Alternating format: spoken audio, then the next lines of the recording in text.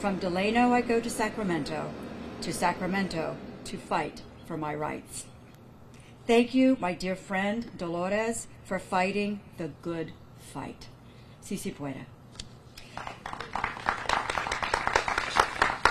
And now, continuing our celebration, it's my honor to introduce you to the CSU trustee, Jean Picker Furstenberg, for the next.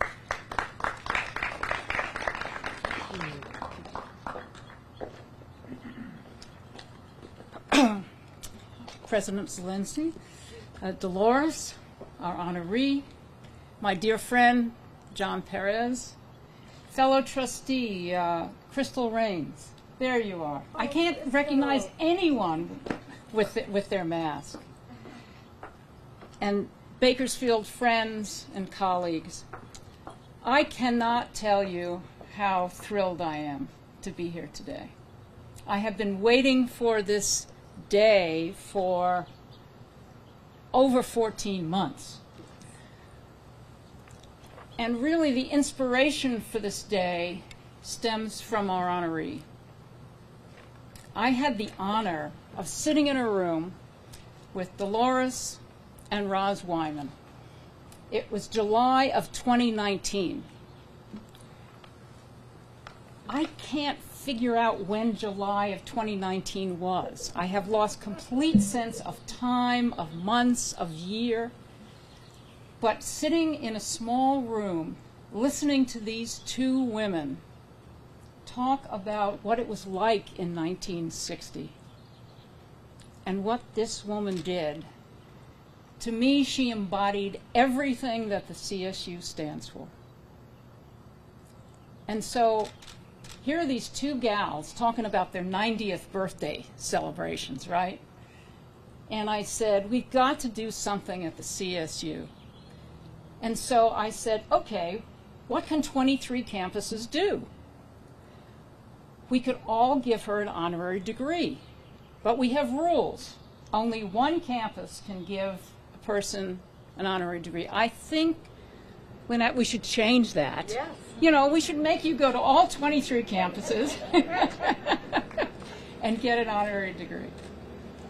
So I wrote a memo to Tim White, our then chancellor, and wonderful person, and I said, let's ask all the presidents if they would think about what would be right, to plant a tree, to put a bench, so that students, as they walk through campus, through the decades, will remember this remarkable, remarkable human being. And so the chancellor spoke to the presidents at one of their bi-monthly meetings, and all 23 presidents were thrilled to participate. So now we're ready to go. We have a resolution to present to the Board of Trustees. Dolores is coming to Long Beach on March 21st, 2020. We had our first virtual board meeting. It was horrible. Now, please don't quote me, but it was horrible. And we did everything. We discussed nothing, but we passed all of the resolutions, which you will see up here. And so in the middle of this incredible year, all 23 campuses made their commitment to this incredible woman and have placed a moment of honor on this campus, whether it is a mural or a tree or a bench. And that brings us to today. I couldn't be prouder of the CSU system. I couldn't be prouder of the 23 presidents. But I really want to mention Victor Martin, your vice president for university advancement. You all have different titles. I never know what they are. But this incredible young man put this book together that everyone will get. And it documents the 23 moments across the campuses. So will all go home today with one of those books. And Dolores, if you could sign mine, I would be deeply grateful, deeply grateful. So, on behalf of the Board of Trustees of the California State University System, let me kind of précis what our resolution says. And it's in small print, Dolores, so I need my glasses, okay. Dolores is a groundbreaking, fearless leader in the fight for civil rights. She has deep roots in the California Central Valley as a farm worker, teacher, community leader, social justice activist, and mother. Dolores is a champion of access to higher education and the transformative opportunities that the California State University provides to individuals and families across the state and beyond.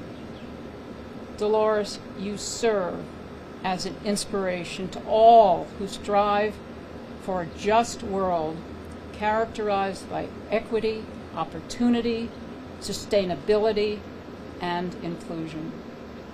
You continue to this day to work tirelessly on behalf of your community and beyond, advancing dignity in the workplace, justice for the marginalized and disenfranchised, and compassion and kindness as an antidote to despair and division. And that is why, on April 10th, 2020, the Board of Trustees of the California State University passed this resolution. And that's why we're here today. My friend, thank you. Now it's your turn to come up here, and you can take off your mask.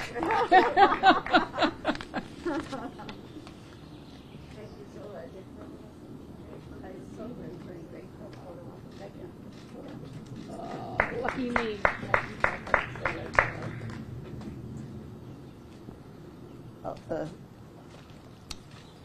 Well, I am a little speechless, I have to say.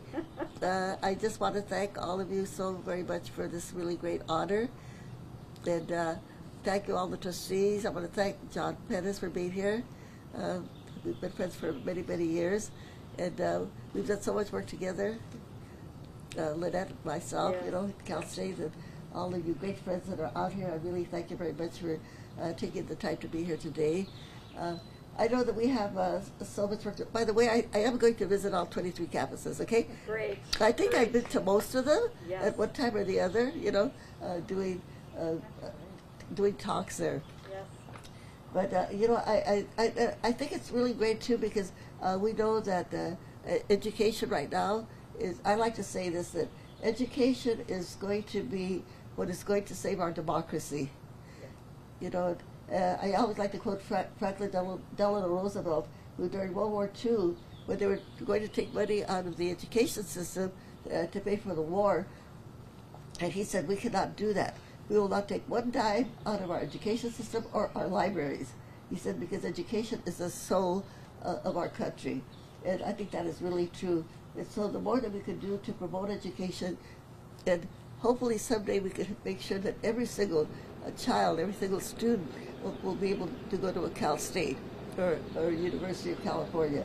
So that it will not be just limited to those that can afford it, but limited to all of the population, because this is something that we need to do today. And especially now that we are in this critical moment in our country, when we are going through a chaotic time, we might say.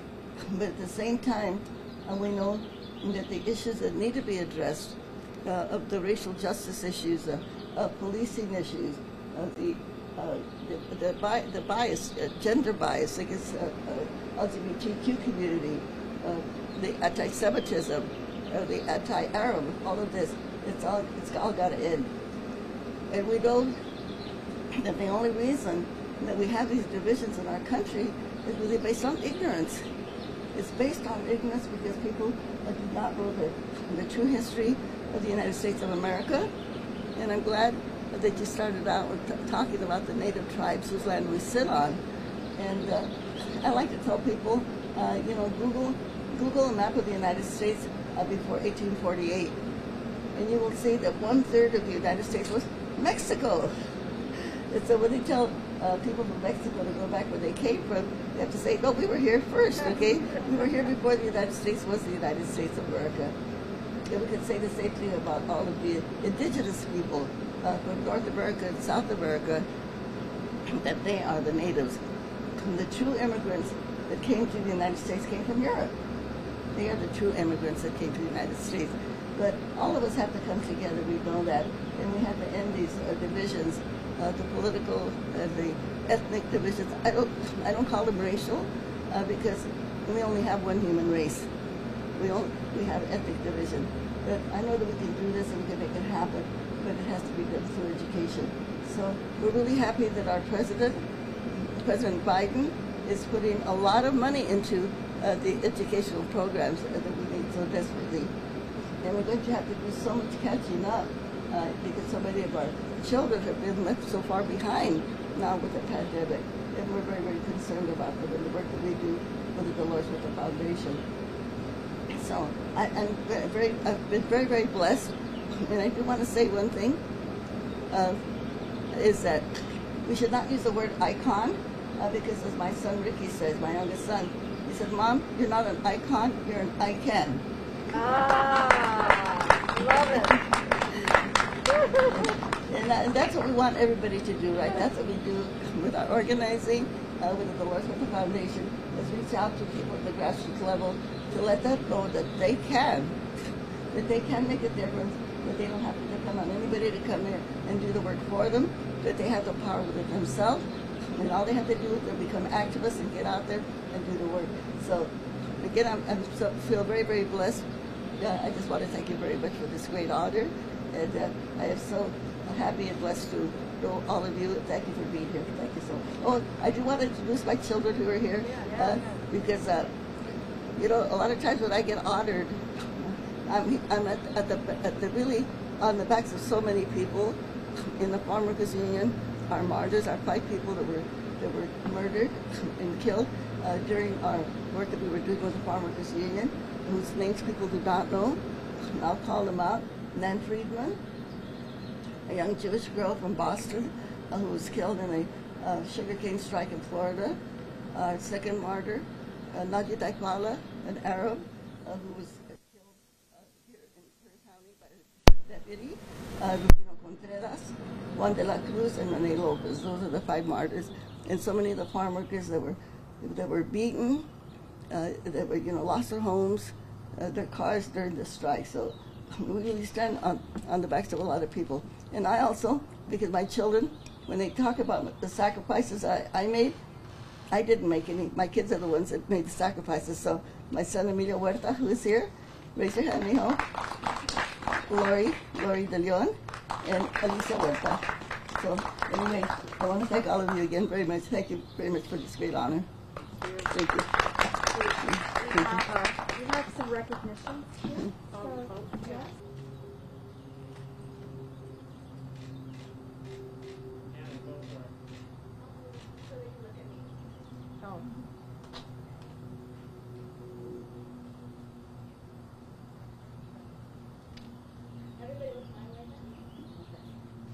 Take several, will you? My eyes are always gone.